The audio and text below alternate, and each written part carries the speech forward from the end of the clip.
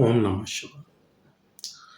I am astrologer and author, Professor rudramohapatra from Bhubaneswar, Odisha.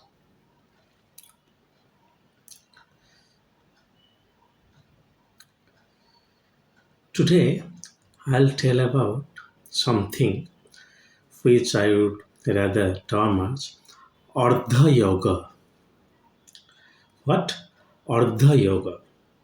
Let me elaborate the things for you. Don't be panic or baffled.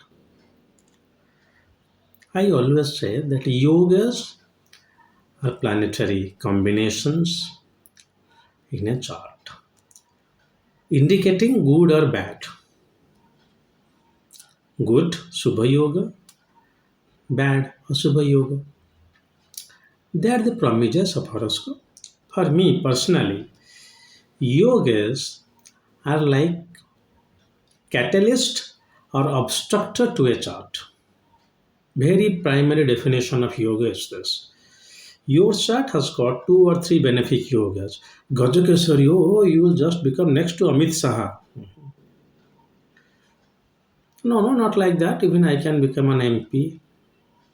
Hmm, Not even that. If that Gajakesar is there, it is working as a catalyst for you. It is you are getting the result smoothly. Your life is not going very down. You are somehow able to manage. Oh, I'm in problem, but the problem solved. Like this, all the Subha Yogas aims to smoothen off your things and work as a catalyst to bring your past life punya to this life. And they are saying that you have got some punya, some blessings, by which even if some odds are happening, you will not be that much sound. You will somehow able to manage. Okay.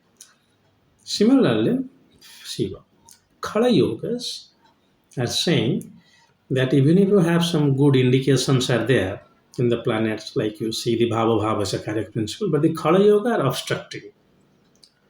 So Subha Yogas are Karaka and Asubha Yogas are Badhaka. That is the basic principle you must carry. Do not consider yogas by their name. Gajakesari, Guru Chandala, the other one is Kala Sarpa, Vihanga, Grahamalika,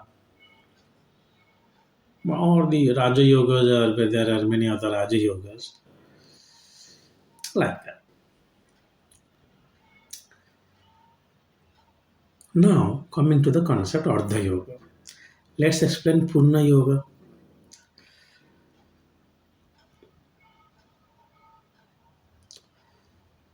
Suppose take a yoga of three planets.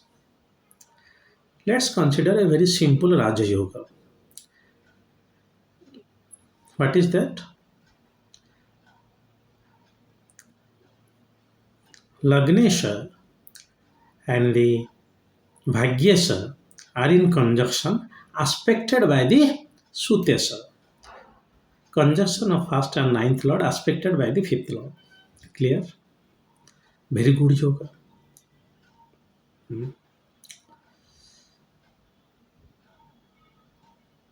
Now,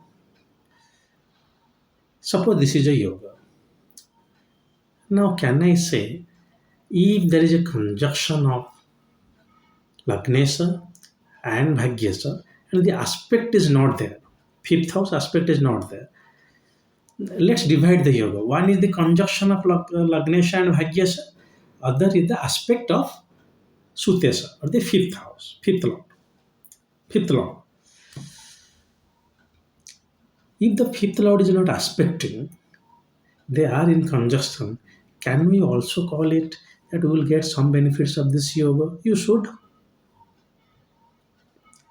You should.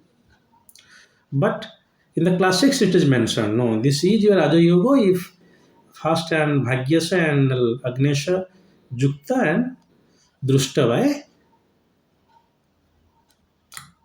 fifth lord. But if it is not, even the aspect is not there, Can we call it a Ardha Yoga also to some extent? Because after all, conjunction of Lagnesha and this is good. Exactly the same fashion, if it is said that Mars and Ketu in conjunction with placed in the seventh house, aspected by Saturn, posited in the fifth house, third special aspect, fifth, sixth, seven is a clear cut separation of your marriage. This is the Purna Yoga. But if Mars is only there aspected by Saturn, will marriage not be hampered? It will be hampered. Okay. So my idea of you is saying this.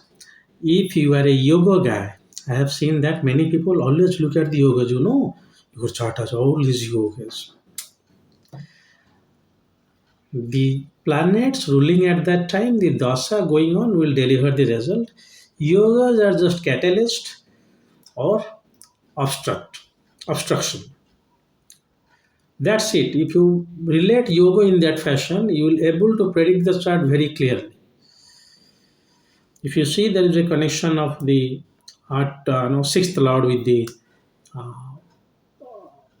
lagna lord, aspected by the karak of disease Saturn, and you see where you are going to suffer, but you find a Gajakasari there, you will manage. Don't worry. So, Ardha Yogas can also fluctuate, can also deliver, also saying you something. Hmm. So, any yogas you find that three, uh, not always interpret in this fashion. There are few yogas like Mars in the seventh house is Mangala dosa. From the Lagna, Chandra Lagna, Sukra Lagna, whatever that may be. Now you will say that, sir, Mars in the conjunction with the seventh lord will also be. Don't take into that extent, but if a yoga is getting formed by conjunction and aspect, if the aspect is missing, conjunction is there. If the conjunction is missing and aspect is there, they can obstruct you or catalyze your chart beneficially to some extent, very true, which you can call as Ardha Yoga. I mean, you cannot call it. This is not a classical name, but it is one Ardha Yoga. Hmm.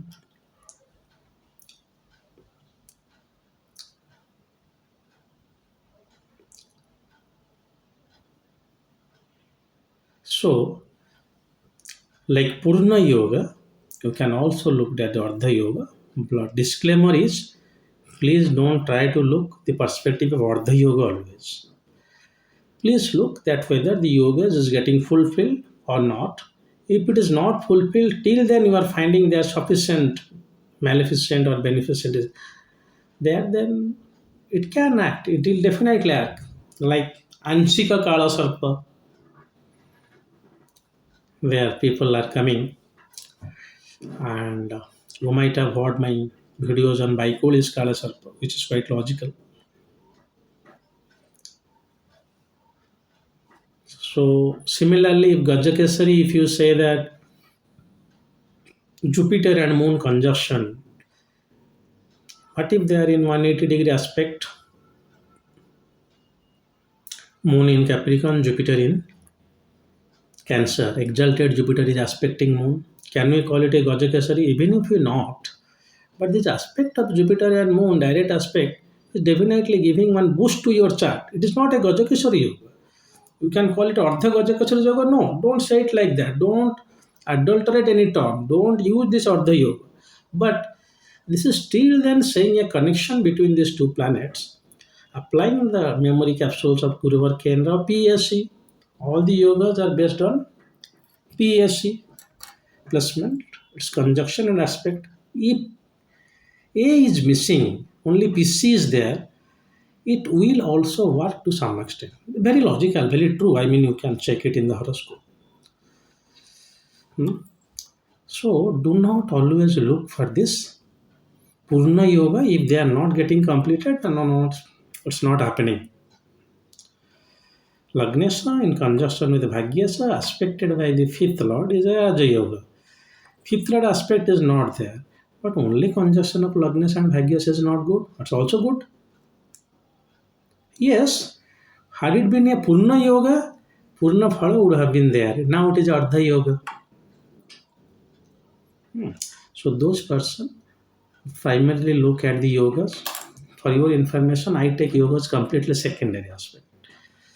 If somebody is asking me some question, I focus on that house and Lord, Karaka, their placement in D1, D9, use 2, 3 dasa system and finish. If I can see some very good yogas, there are nothing but their punya, their it is a good for chart.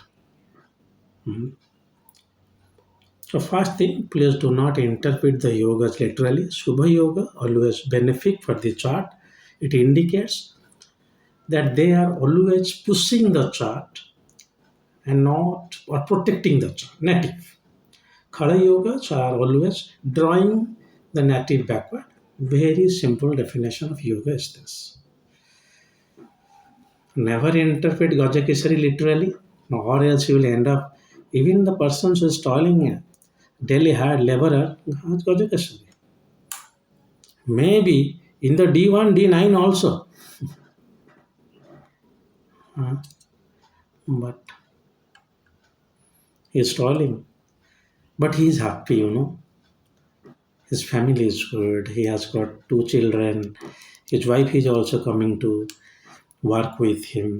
You see this labor people, and there's no concept of divorce, no concept separation. One day I will be able to tell you a story that how they are actually worried about themselves. If they are very small family, they are so strongly attached and they live happily. You get 1,000 rupees, it is good. Like Professor Mahapatra. No, so maybe Gajakesari. So, Gajakesari is there. How come you did not become a minister? It is our wrong interpretation. So say it is Gajakesari, say it is any Hamsa yoga, Sakata yoga. So you did not become the king, you did not become wealthy. No, no, wealth is not always about money. Nowadays, happiness is the biggest wealth. Possibly we'll make another video on that in future. That is why people are going for the drop of spirituality. So please interpret the yoga in this fashion. Number one, please do not look at yogas first. They are just promises of horoscope. They are the pillars of horoscope. Okay, good yogas and Subha yogas. Asubha yogas are burden on it, but you will function as per your karma. You can take the Subha yogas are blessings, Asubha yogas are curse, and do not hesitate to predict the Ardha yoga. PSC A is missing or C is missing. Only aspect placement, only past placement, and can deliver to some extent, and it should and it always. You can test in many chart. If there is only conjunction between the aspect within the fifth and ninth lord, it is very good. Lagnas is not required. So, uh, what I am saying is, please do not also skip these Ardha yogas. They are helpful.